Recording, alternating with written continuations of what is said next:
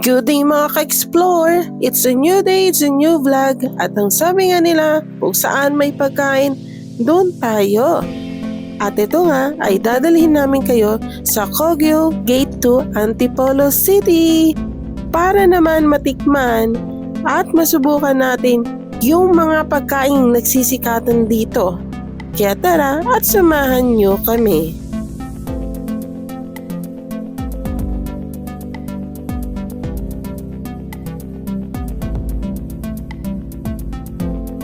Masyado nga nagtitrending sa Gate 2 ang mga pagkain may 2-piece chicken na kasama ang only gravy at only rice.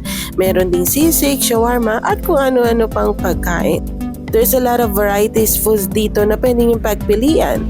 At isa nga naman dito sa napili namin ang Two Sisters Chicken at ang Chris Sisig.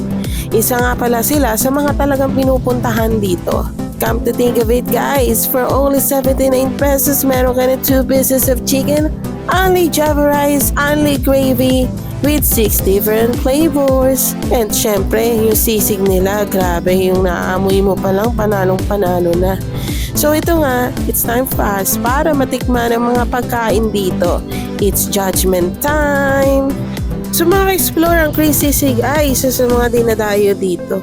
As you can see naman sa pagluluto nila, wow, ang daming sibuyas, daming sili.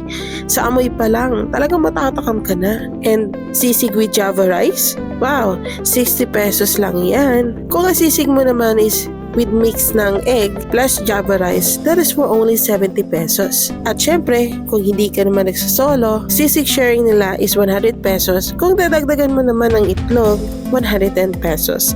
Sa barkada is 150 pesos. Kung samahan mo ng itlog sa barkada sisig, 160 pesos. Pero ito, ang pinili lang namin ay yung sisig sharing. At ito na nga ang aming in-order. Isang buffalo flavor at cheese. At ito nga siyang lakwachera kake, abay akalain mong napa-approve.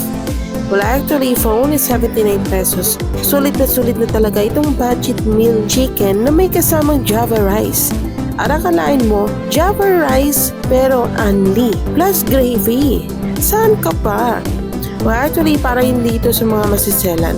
Upon checking naman, kay Two Sisters, when it comes sa pagluluto, sa serving nila ay malinis. At isa ito sa mga nagustuhan namin. And then, when it comes of the taste, okay na okay yung chicken, wala kang malalasahan na parang may stock or something. Talagang okay na okay siya.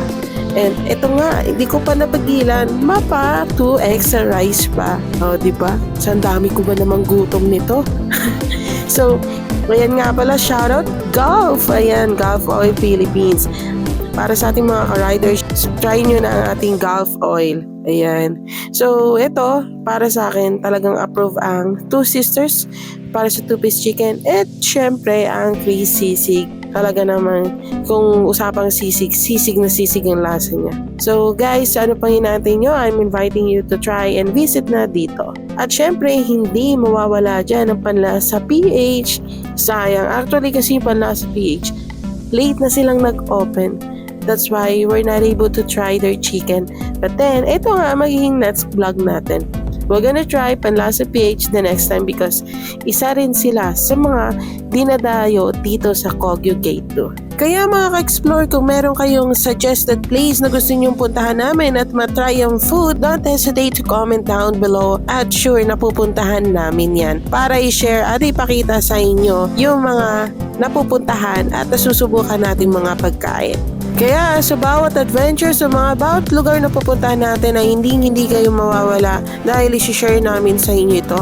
Kaya sa mga hindi pa naka-follow, just follow our Facebook page, Explorista Rider, at i-follow na ating YouTube channel.